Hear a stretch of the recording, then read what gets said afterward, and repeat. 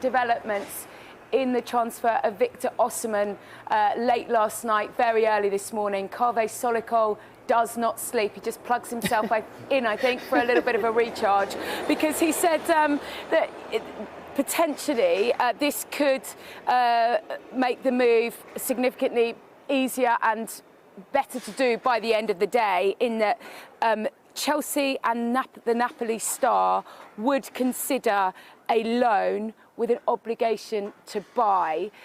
You might think those few words don't make a huge amount of impact, but effectively that does mean it's a permanent move. It just means that not everything has to take place right now, because Osimhen, remember, signed that contract extension at Napoli with huge wages just a year ago. That release clause is over 130 million euros, and he's on huge wages alongside that.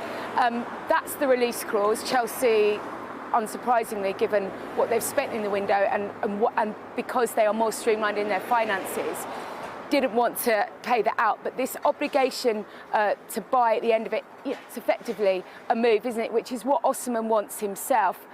What we know is that Al Ali has put a very lucrative offer on the table for him, and as Pete mentioned a few minutes ago, the deadline for that doesn't shut until 11:59 on Monday evening. So there's still room if he doesn't come here. But his agent has said he's got unfinished business in Europe.